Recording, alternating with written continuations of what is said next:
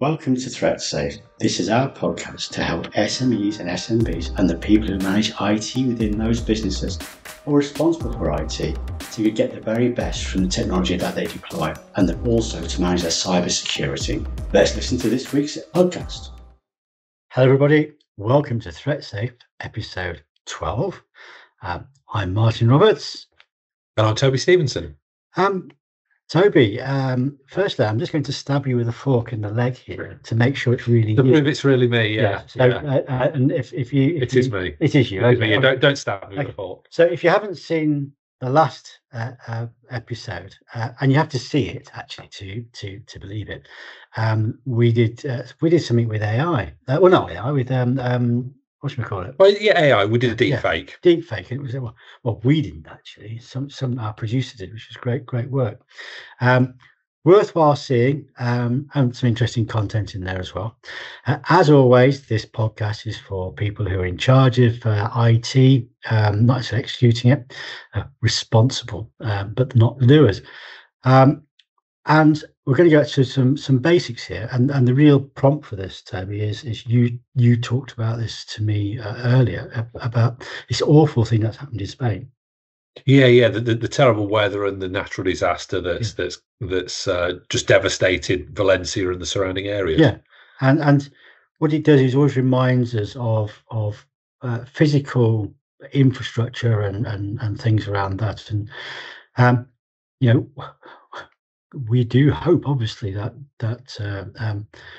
nothing like that happened in your neck of the woods, folks. But have a look around now and have a think about the physical state of your systems and security. I mean, we're moving increasingly to the cloud, which makes things a little bit easier, and we'll talk about some of the impacts of that. But often with SMEs and businesses, there's kit around which is vital. Yeah, and the key thing is, in the parallel that we're drawing to this set of horrible events, is that this was completely out of the blue. Yeah. It's outside of everybody's control, and it's just kind of thinking not something necessarily so catastrophic as that. But what about if something happens that's completely out of your control that you didn't foresee coming, or you couldn't reasonably have assumed was going to come? And things do happen, and we had a customer not many years ago who's, for some obscure reason, one of the key pieces of equipment was in a neighbour's building, and it cut off their internet connection. And even though all their stuff was still working, the building this piece of kit was in couldn't be accessed because the fire brigade were preventing people going in there, and basically they lost the internet connection. We managed to help with a 4G router in pretty quick time, but they were on that for several weeks, and this begins to make you think about, or start to think about, what contingencies should you have in place if things happen or go wrong. So one thing is physical space. What's a safe environment to put your server, routers, and things like that? I always think they should be in a locked room at the very least. So put them out of the way so that anybody just wandering around the office can't physically touch them or interfere with them. They may not have any malicious intent, but people trip over and fall into things, sometimes when they're carrying drinks or silly things like that. It sounds ridiculous, but you can guarantee that that's happened somewhere. Well, ridiculous stories is one. We did have somebody unplug a server once, where the new cleaner took over and went to hoover the room where the server was, and everything went down. Another one we've seen quite a few in our time, and one of our other colleagues, Darren, would actually tell us even more. But we've seen server cabinets and servers sitting in above laboratories. Oh yeah, I mean, some of the locations of things are suboptimal, shall we say, and that's kind of the other part. So yes, lock them away from the general populace, but try and treat them with the respect that they deserve. These are the things that you run your business on. Don't sit it next to the cistern of the gents' toilet. Yeah, in the kitchen. System in the kitchen, or have them just on a spare desk in the office. That happens to be the hot desk or the dumping pile, or where the franking machine lives.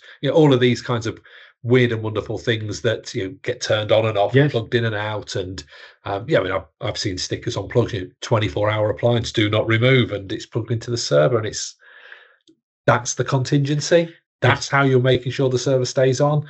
So yeah, put them in a room on their own. Ideally, not one that's full of paper and other detritus. Yeah. Again, you want to try and minimize the likelihood of a fire occurring right where the server is. Old paperwork and bikes and the Christmas decorations and all those things that kind of get put in out of the way. Don't sit them there with the server if you can help it. Yeah, I think as Toby says, respect the kit, respect what it does for your business and how you live without it.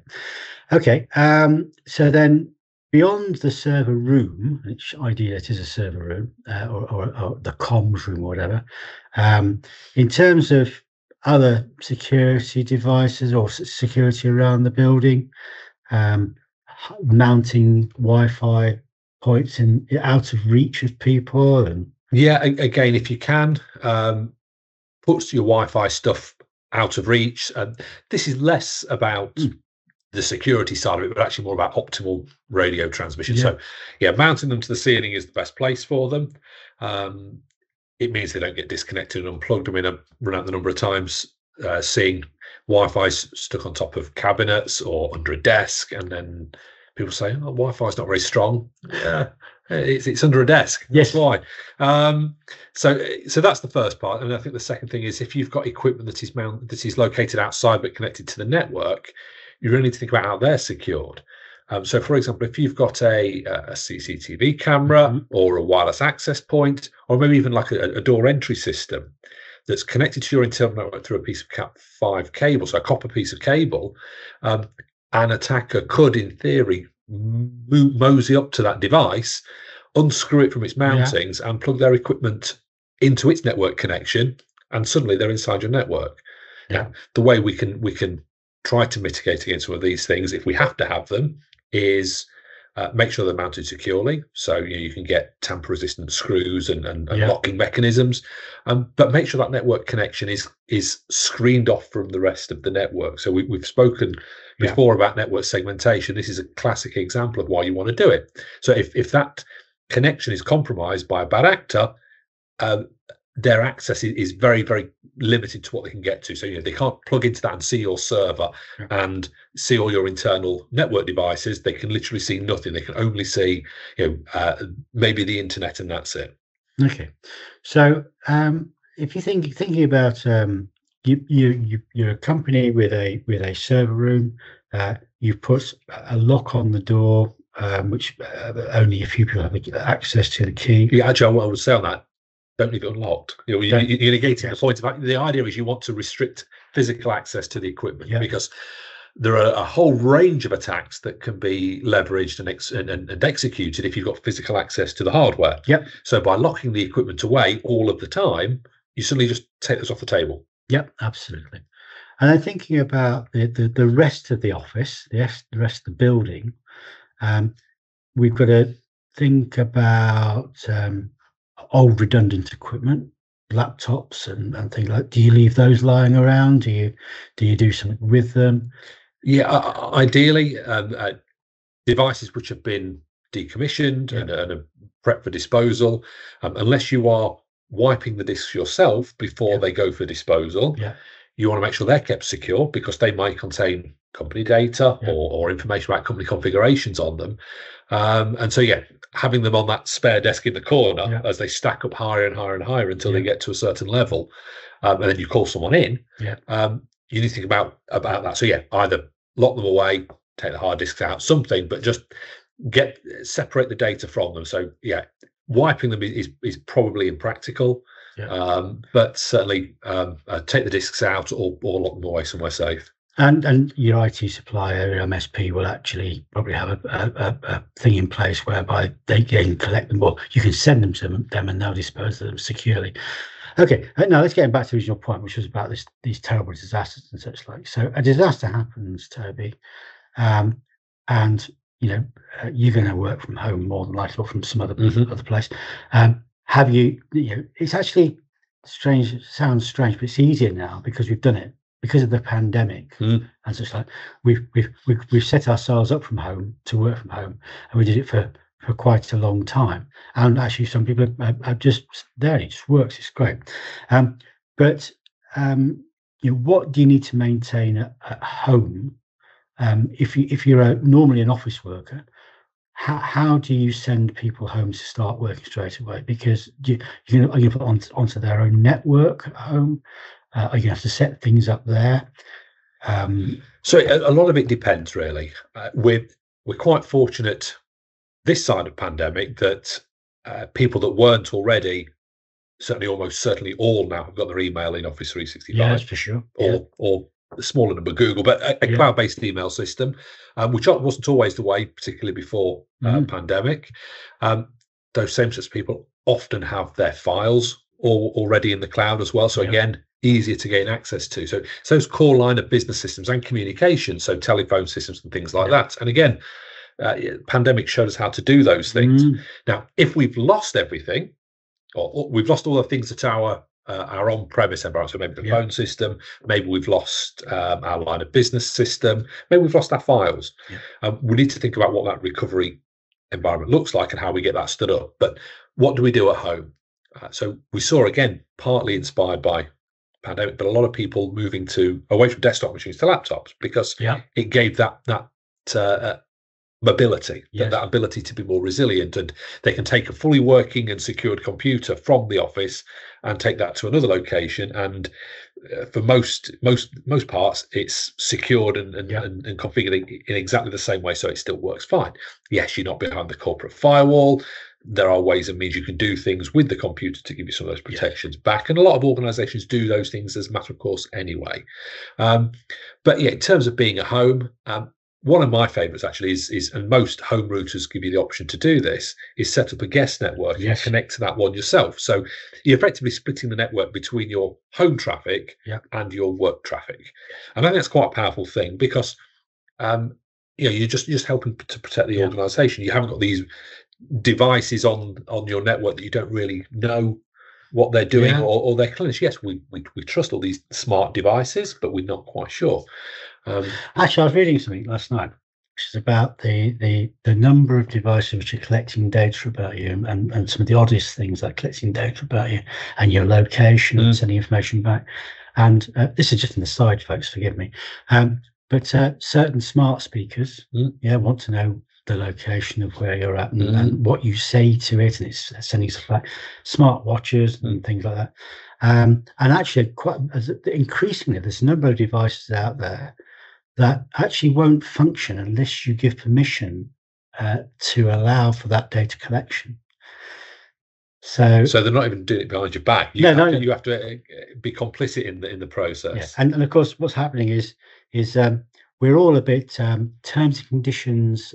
What's the word I'm looking for? We go snowblind with it. You don't read it. You just scroll to the bottom and say, "Go." Absolutely, I want to use it. Yeah, and there's some things you need to be careful. But that firewall splitting there, or that home router splitting there to guests, and it could be used in that situation.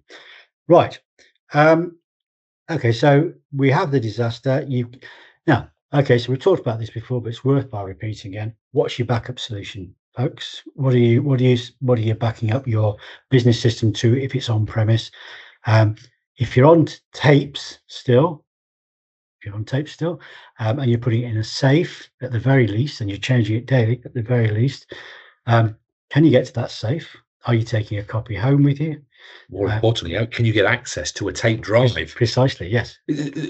I always say backup is easy, relatively speaking, but recovery is hard. Yes. And that having a plan for the backup is the easy part. Yeah. It's how you're going to get that data back. And if tapes have their place for some organizations, but have you access to a tape drive? Can you get hold of one? Where is it stored? If you've got it, if you bought it in advance, and it's sat next to the server in a box ready to go, it's stuffed. That's little consequence if you can't get in there. Yes. Okay. So obviously, today you can go out and get a solution. You can pay monthly for a solution, which will back up locally and back up to the cloud. Yeah. And will allow you to spin up a version of your business system, or all your systems actually in the cloud for a limited period of time whilst you recover the physical infrastructure. And I would recommend any business owner or anybody who's responsible for IT and SME to be doing that as a first base thing. It's absolutely, it is so critical, and there are several solutions out there. There's several different solution vendors that can offer this. Yeah. So speak to your IT department, speak to your MSPs, find out which ones they recommend for your business. But absolutely, this is the classic get out of jail card. This is your safety net for when everything else goes wrong. Not just having a natural disaster, but if you get hit with a cyber attack or some other kind of service affecting problem, power goes off, line goes down, fire, flood, theft, cyber attack, all of these things. What you want to do is try and get back up and running as quickly as possible, and these solutions allow that to happen. Yeah, and that's very rapidly actually, and to a point in time which is very close to the disaster. Where again, if you're using look, folks, if you're still using tapes, go and find a different solution now. Speak to your provider, because you can do far better and you can protect your business. What you're looking for, you're not looking for a backup solution. You're looking for a recovery solution. Absolutely. That's what you need. Okay. Well, we banged on about that a bit. Okay. But we will. We feel passionately about it. We're very passionate about that. Okay. Right. And I'm just trying to think now. Then in terms of the physical infrastructure, which could be affected, any disaster is going to be magnified 100 times. It feels like, if you can't do your normal stuff as soon as possible, and trying to recover from that. So really, really important. Any other thoughts, Tony? I think just try and be practical and reasonable. We can say, oh, what if the power goes out? Well, we've got a UPS, but expect the UPS to give you maybe, you should be planning for like 20 to 30 minutes and then it gracefully shutting things down. We sometimes have requests, we want to run on battery power for 12 hours. Really? You can have the servers on, but everyone's sat in the dark. Because the phones won't work properly. Exactly, and the lights are not on, and all those things. So it's be reasonable, be practical. If having a building level resilience is important, you're going to need a generator. And all of the trappings that come with that and the costs that come with that. Okay, and I think it's worthwhile just pointing out here, because the UPS and actually a couple of other things is and backups particularly, you need to check them. Just doing the backups and putting to tape. If you're still doing that, again, please don't. You've got to check that they actually are recording a proper backup. And actually, even their cloud-based systems, you need to be checking. You absolutely need to check, because I've seen it before where you get all the messages to say 100% backup, everything backed up fine, except when you come to restore it, it hasn't backed up fine. There's something missing, because it only tells you what it's been told to back up, not what you want it to back up, which is not always the same thing. So validate that backup, and validate every day that it has actually backed up, because each day of recovery or each recovery point lost is an effect to your business.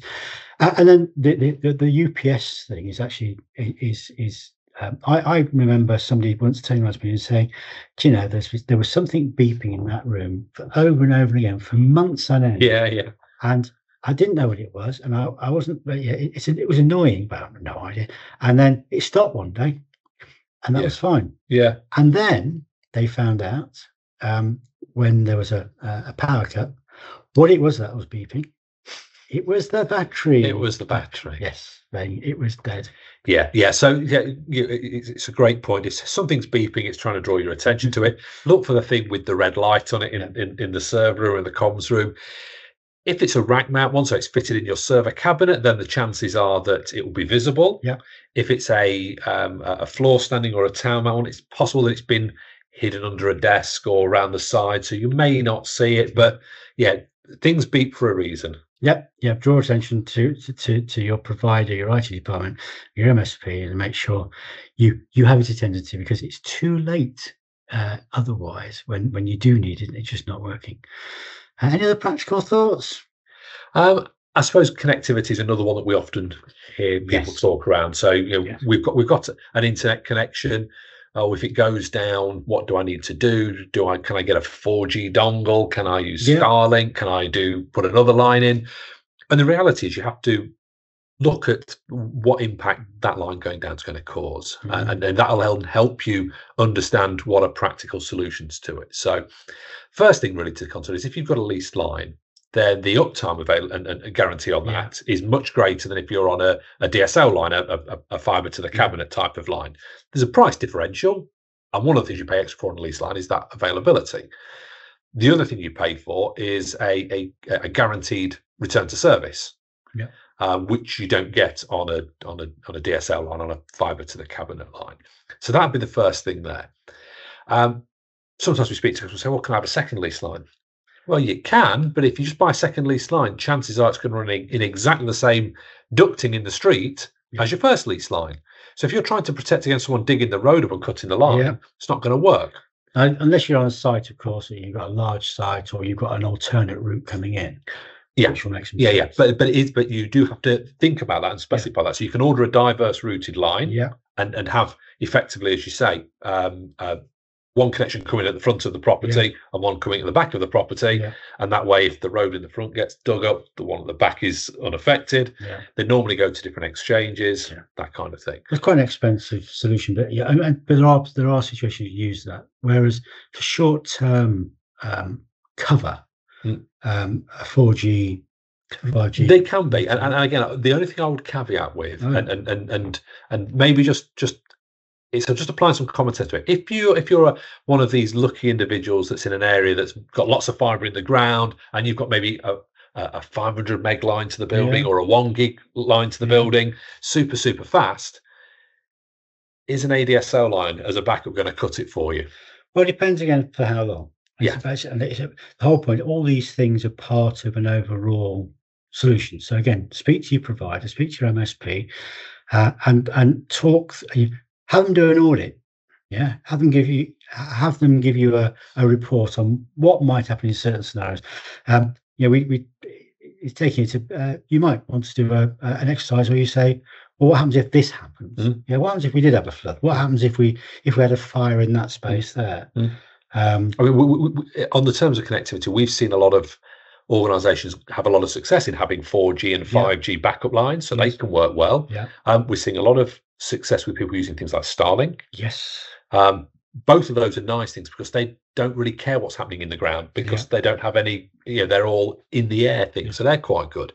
But we have had people who have had a bit of a reality check. They've got a gig line, so which is basically 1,000 meg upload, and then they fail over to an ADSL line, which is 3 meg upload.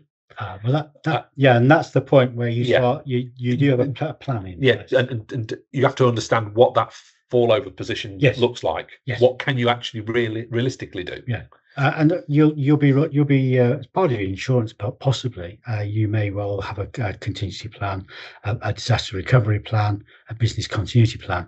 And so, for instance, one scenario might be, well, actually, even though the building is not lost, whatever, but you've lost the line, you still send everybody home, and you reduce the traffic and make use of the ADSL to do some business stuff. Exactly. Because you might have a warehouse, and they need to be there to actually pick stuff and get it out the door. But actually, maybe the sales team can work from home, and the marketing, and maybe the finance, all of those other office peoples, maybe they don't need to be in the office during that particular period. But I think the key point is think about it in advance, because it's really hard to do something after the event. It's very hard to do things during the event as well, because actually all sense goes out the window, and in those situations it's really hard to think, and it's also really hard to draw the expertise that you might need at that point, particularly if it's a wider spread event. Will you have access to the people that you need in that situation? So as always, it's about planning. Have a plan, have it written down, and have people understand what it is. Okay, so that was Threatsafe episode 12. Thank you very much, Toby. Good reminder of all that sort of stuff. going back some years, but be safe out there, I think is the thing to say. Best I can do. Be safe. Yeah. See you next time, folks. Thank you. Cheers. Thank you for listening to Threatsafe. We hope you found it enjoyable and informative. Please reach out with any comments, feedback, questions, and we look forward to seeing you soon.